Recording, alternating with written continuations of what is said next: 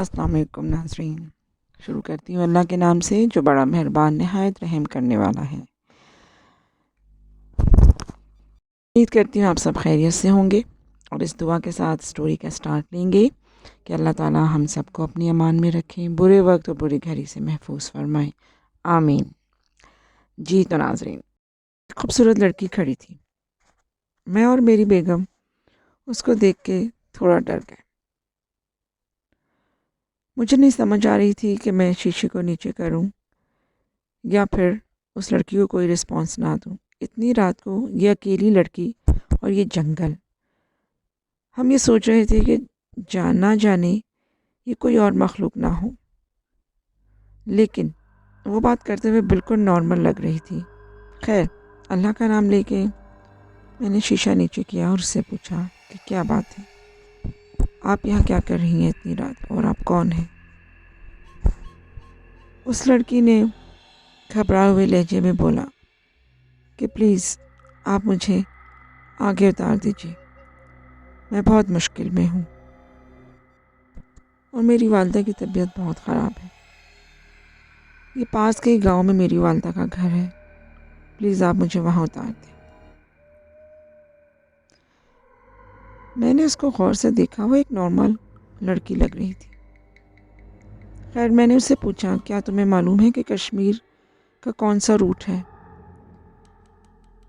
کیونکہ جیسا کہ آپ کو معلوم ہے کہ ہمارا پروگرام کشمیر جانے کا پڑ گیا تھا اور ہمارا ارادہ کشمیر ہی جانے کا تھا کہ راستے میں ہمارے ساتھ وہ حادثہ ہوا اور ہمارے پیچھے وہ گاڑی لگ گئی، جس کی وجہ سے ہم غلط راستہ لے چکے تھے اور اب مجھے واپس مین روڈ پہ جانا تھا۔ میں نے اس لڑکی سے پوچھا کہ کیا آپ کو راستہ معلوم ہے؟ جس میں اس لڑکی نے کہا جی مجھے راستہ معلوم ہے، میری والدہ کا گھر بھی اسی راستے میں آتا ہے، آپ لوگوں کو اسپیشلی مجھے چھوڑنے نہیں جانا پڑے گا، اسی روٹ پہ میرا گھر بھی ہے۔ میں اور میری وائف ایک دوسرے کو دیکھتے رہ گئے۔ پھر میری وائف نے مجھے بولا کہ بٹھا لیں، شاید وہ صحیح کہہ رہی ہے۔ ہم نے اللہ کا نام لے کر اس کو لفٹ دی اور ساتھ ساتھ تھوڑا خوش بھی ہو گئے کہ شاید یہ لڑکی صحیح کہہ رہی ہے، اگر اس کو وہ راستہ معلوم ہے تو ہماری بہت بڑی مشکل آسان ہو جائے گی اور ہم آرام سے اور آسانی سے اپنے راستے کو ہو لیے۔ اب میں واپس اسی راستے پر آ گیا جہاں سے میں مین روڈ سے اترا تھا، کیونکہ جانا ہم نے وہیں تھا۔ ہم باتیں کرتے ہوئے جا رہے تھے۔ میری وائف نے اس لڑکی سے بات چیت کرنے کی کوشش کی۔ اس نے بتایا کہ میرے ہسبینڈ سے میری ناراضگی ہوئی ہے اور اس نے مجھے گھر سے نکال دیا ہے، رات کے اس پہر میں کہاں جاؤں گی؟ تو اللہ تعالیٰ نے آپ لوگوں کو میرا وسیلہ بنایا اور آپ لوگوں کا بہت بہت شکریہ کہ آپ نے میری مدد کی۔ میری والدہ بہت بیمار تھی اور میں وہاں جانا چاہ رہی تھی، لیکن میرے شوہر مجھے وہاں نہیں جانے دے رہے تھے، جس بنا پر ہم لوگوں کی لڑائی ہو گئی اور اس نے مجھے گھر سے نکال دیا۔ اور میں آپ کا شکر ادا کرتی ہوں کہ آپ نے مجھے اس مشکل وقت میں سہارا دیا۔ ابھی ہم یہ بات کر رہے تھے اور ہم دونوں میاں بیوی ساتھ ساتھ روڈ کو بھی دیکھ رہے تھے اور دل میں ایک خوف سا تھا کہ وہ گاڑی کہیں دوبارہ نظر نہ آ جائے۔ خیر، بات کرتے کرتے اس لڑکی کا گھر آ گیا۔ وہ ایک پہاڑ کی اونچائی پر جا کے اس کا گھر تھا۔ اس نے کہا مجھے یہاں سے اوپر جانا ہے اور وہ سامنے میری والدہ کا گھر ہے، آپ مجھے یہیں اتار دیں۔ ہم نے گاڑی روکی، وہ لڑکی اتری۔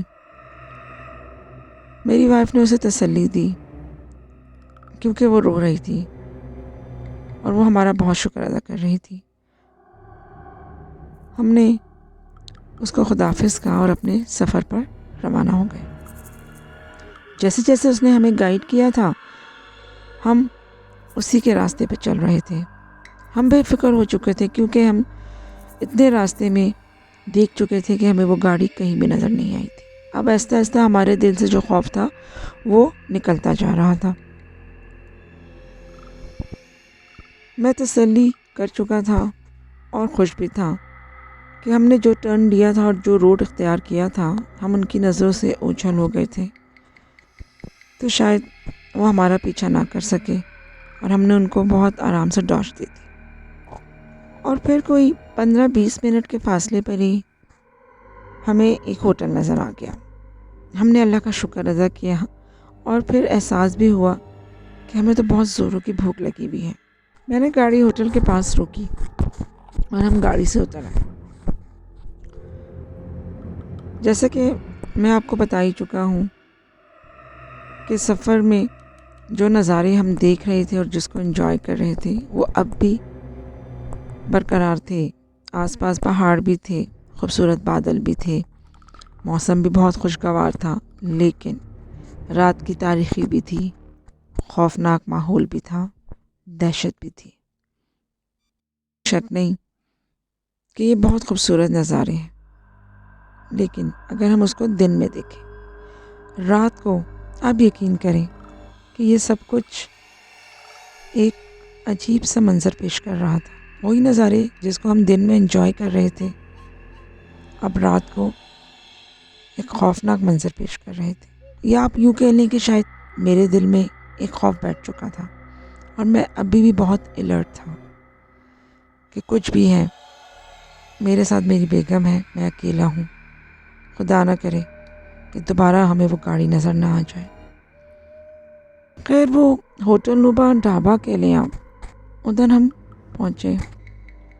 آس پاس آبادی تھی، روشنیاں نظر آ رہی تھیں، دل کو تھوڑی تسلی ہوئی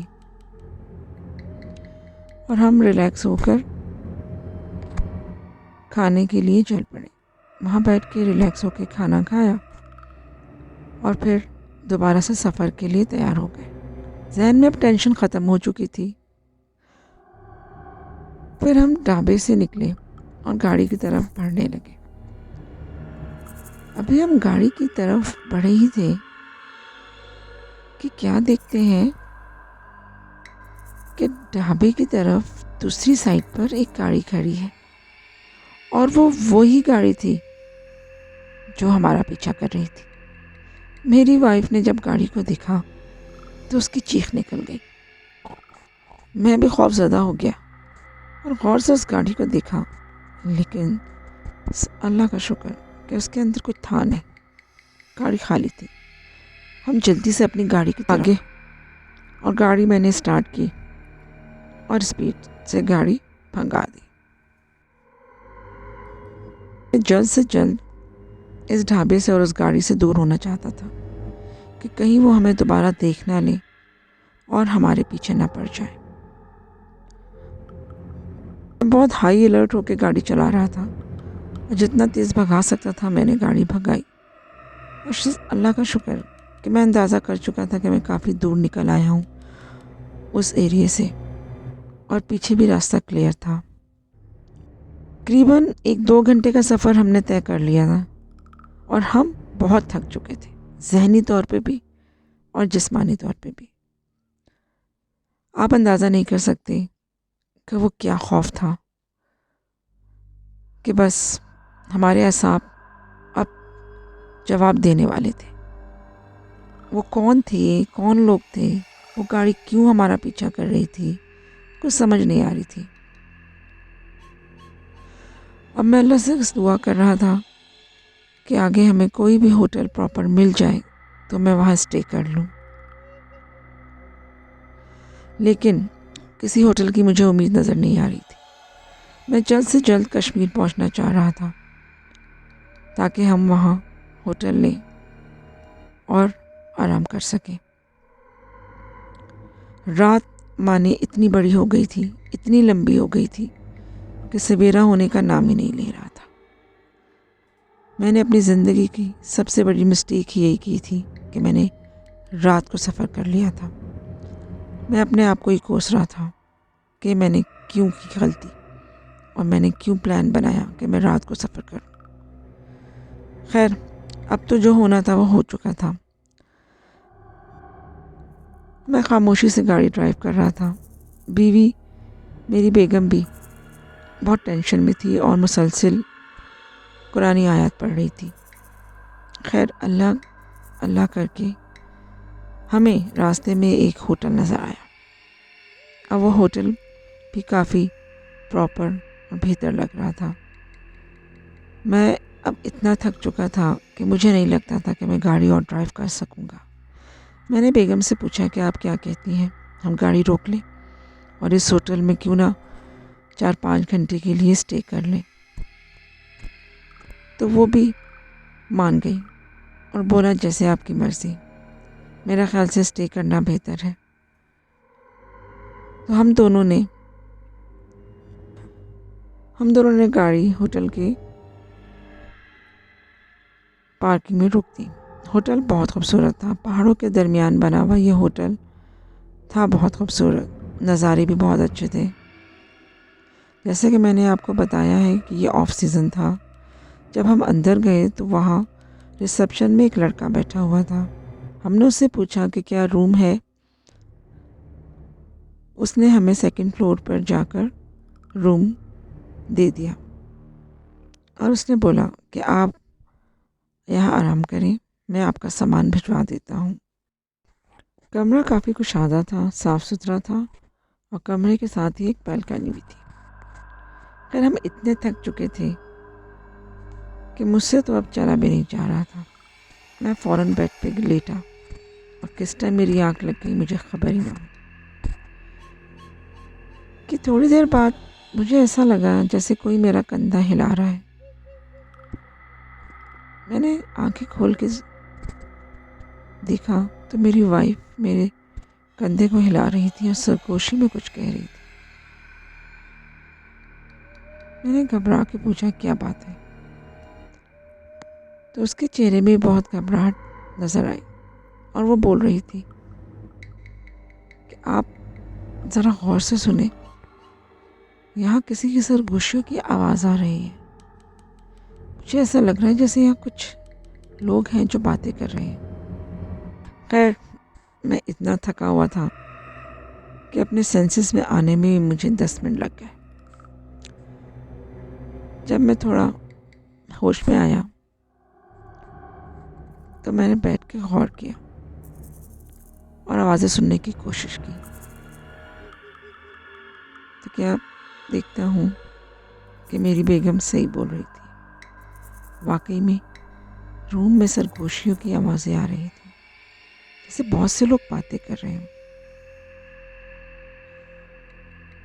اور اس کی آواز ہمارے روم میں کلیئر آ رہی تھی۔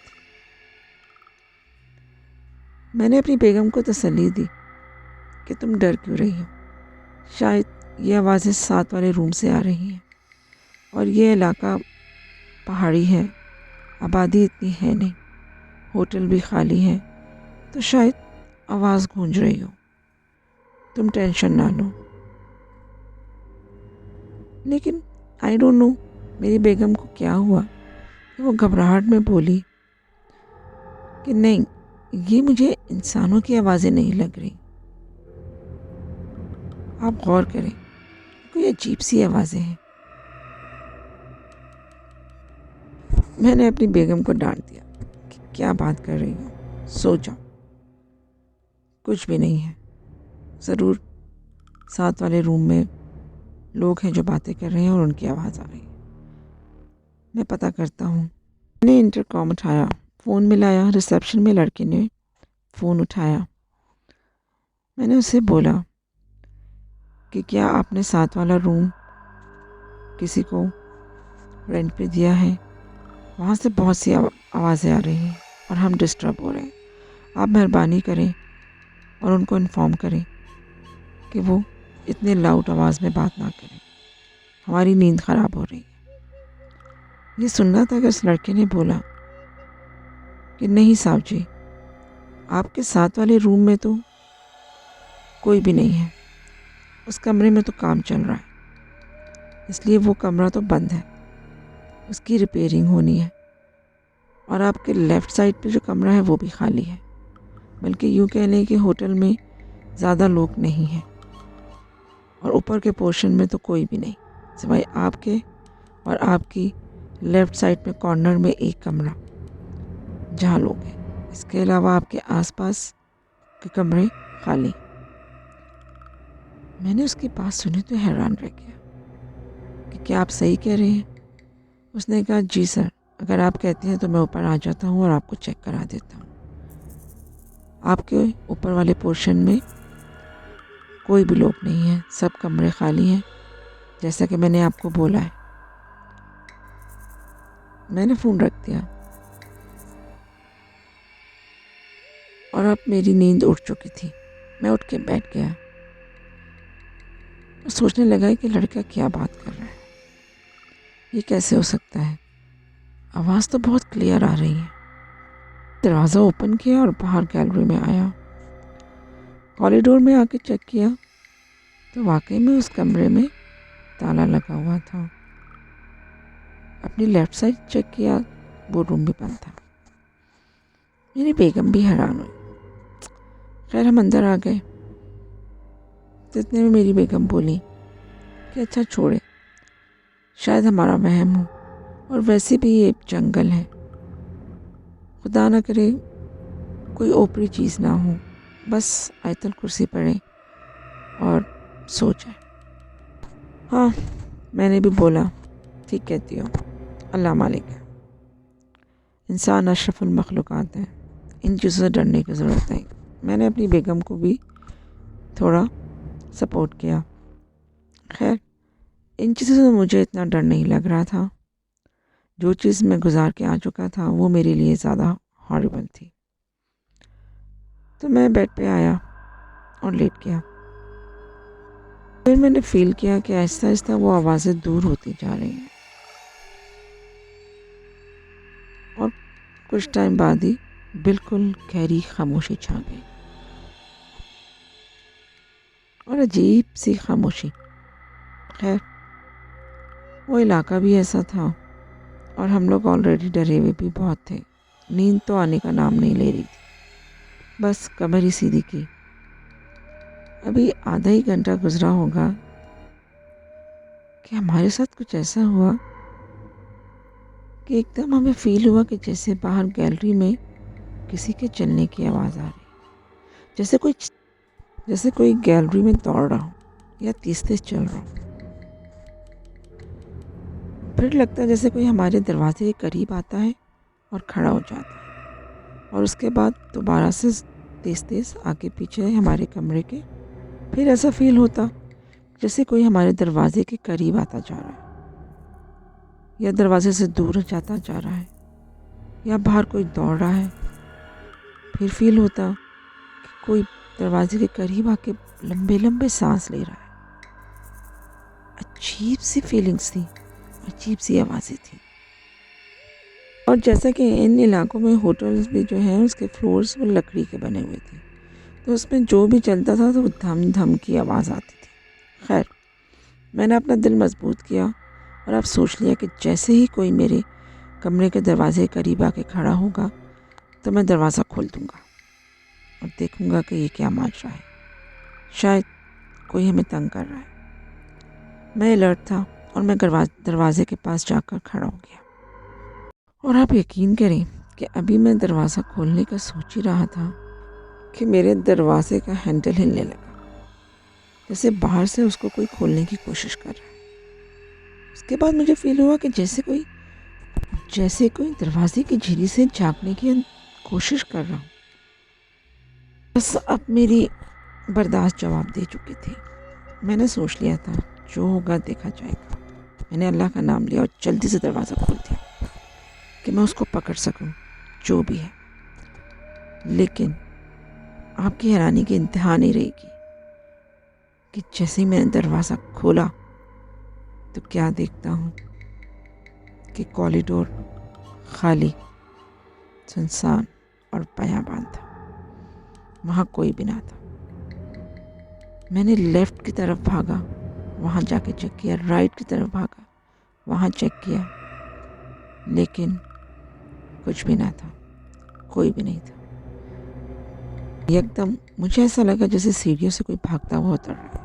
میں سیڑھیوں کی طرف بھاگا، لیکن وہاں تو مجھے کوئی نظر نہ آیا۔ لیکن ہوٹل کے کوریڈور میں اسٹیئرز کے ساتھ ہی ایک بڑی سی شیشے کی ونڈو تھی۔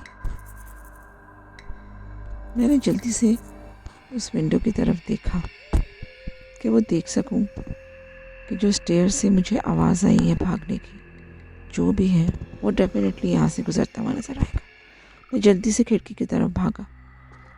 میرے پیچھے میری بیگم تھی۔ ابھی ہم کھڑکی کے قریب پہنچے اور باہر دیکھنے کی کوشش کر ہی رہے تھے کہ کیا دیکھتے ہیں۔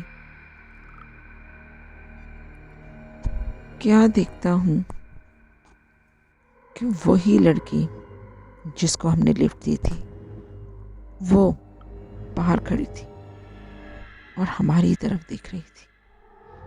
میری بیگم کی تو چیخ نکل گئی اور وہ خوف کے مارے چیخ چیخ کر رونے لگی۔ میں نے اپنے حواس قابو رکھے، اس لڑکی کی طرف غور سے دیکھنے لگا کہ کیا دیکھتا ہوں کہ وہ لڑکی آہستہ آہستہ پیچھے کی طرف قدم بڑھا رہی تھی، جہاں جنگل تھا، اور ہمارے دیکھتے ہی دیکھتے وہ لڑکی جنگل کی طرف بڑھنے لگی اور پھر ہوا میں تحلیل ہو گئی، یوں کہہ لیں غائب ہو گئی۔ میرے تو ایسا لگ رہا تھا کہ جیسے کسی نے خون نچوڑ لیا ہو۔ بس مسلسل اللہ تعالیٰ کا نام لے رہا تھا اور جتنی صورتیں یاد تھیں تیز تیز پڑھنے شروع کر دی، اور جلدی سے بیگم کا ہاتھ پکڑا اور کمرے کی طرف بھاگا اور دروازہ لاک کیا، اور خوف زدہ ہو کر ہم دونوں صبح کا انتظار کرنے لگے۔